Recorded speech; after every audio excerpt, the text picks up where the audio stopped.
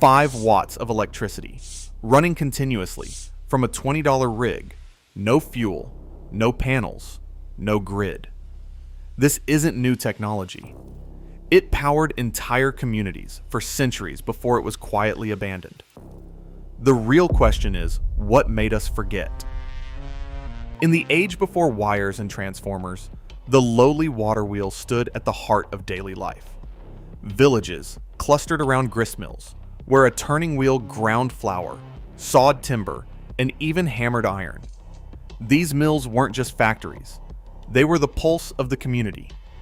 Their steady rhythm marking the hours while neighbors gathered, traded, and relied on the wheel's output for survival. In hilly regions of England and the Alpine valleys, overshot wheels fed from above could reach efficiencies between 30 and 40%, squeezing real power from modest streams. In the American colonies, towns like Lowell, Massachusetts, built entire industries on these principles, mounting 2-meter and 3-meter wheels to drive looms and forges. Dr. Margaret O'Leary, who has spent decades cataloging these sites, calls them the first distributed energy networks, systems built by hand, maintained by local skill, and trusted for generations. The knowledge wasn't secret or rare.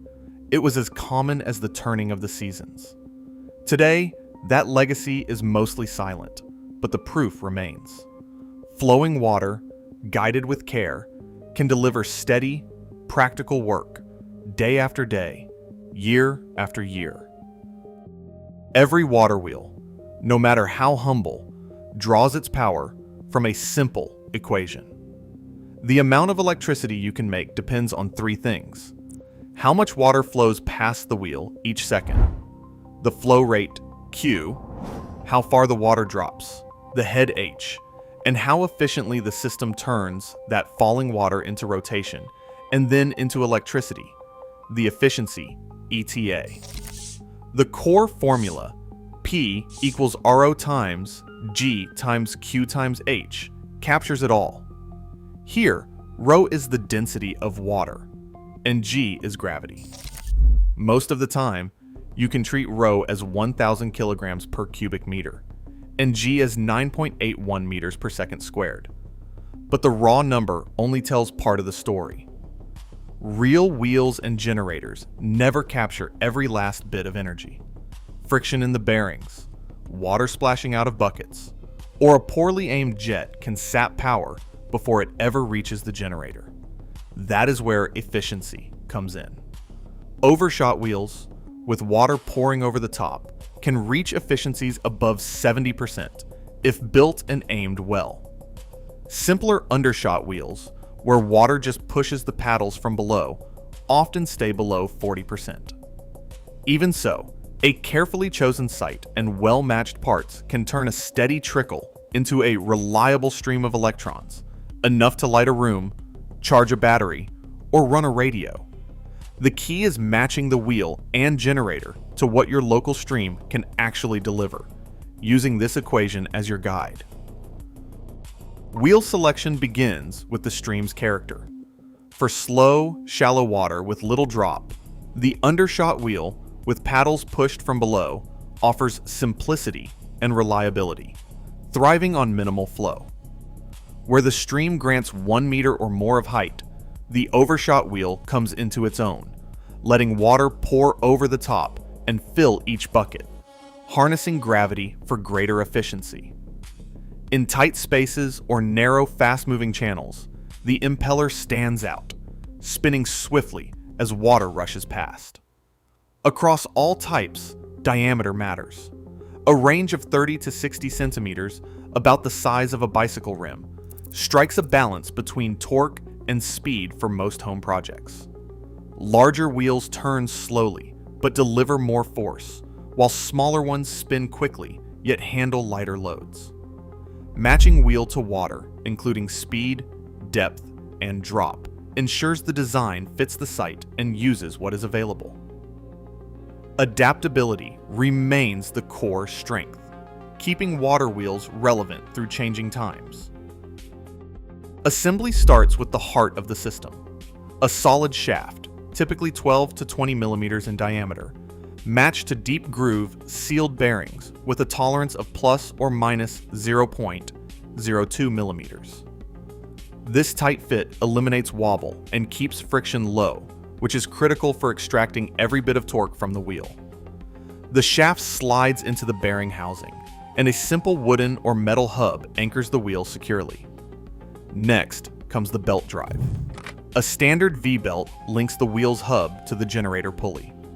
A 1:3 ratio steps up the slow, strong rotation of the wheel to a faster spin at the generator, hitting the sweet spot for most salvaged treadmill motors or permanent magnet alternators.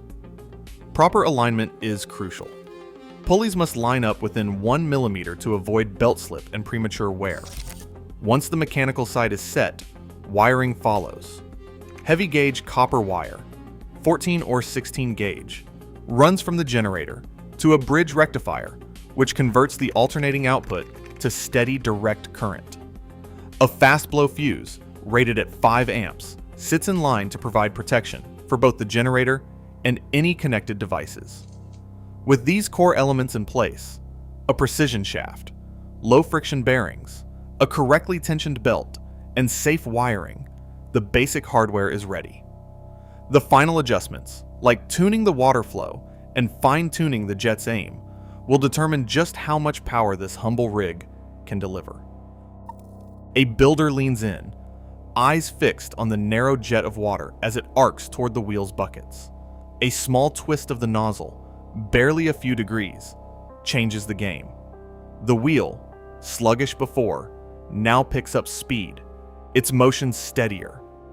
The sound of splashing replaced by a sharper, more controlled rush. In academic trials, adjusting the angle and shape of the water jet has delivered efficiency gains of up to 20%, simply by ensuring the flow hits the paddles at just the right spot. In one Polytechnico lab test, careful tuning of inflow geometry moved the system from middling to impressive performance, all without changing the wheel or the generator. The lesson is clear. It is not the size of the rig or the cost of the parts, but the precision of water delivery that unlocks real output. Every adjustment brings the system closer to its potential, setting the stage for what the numbers will reveal. A digital meter steadies at 13.2 volts and just under half an amp, about 5 watts, delivered without fuel or grid connection. This is enough to light a string of LEDs or keep a small radio running all night, as long as the water keeps flowing and the output remains steady. But limits are real. Seasonal changes can freeze or dry up a stream, stopping power production for weeks. Local water rights may restrict how much you can divert, even for a tiny setup. And while 5 watts of continuous output is impressive for a system built from scrap, it won't run a fridge or charge a car. The value lies in modest, steady power, reliable enough for lights, sensors, or emergency chargers, but always shaped by the flow of water and the rules of the land. Even now, a careful water wheel can quietly deliver real, usable power. No miracle, just physics and patience. In a world chasing complexity, sometimes simplicity keeps the lights on. What would you build?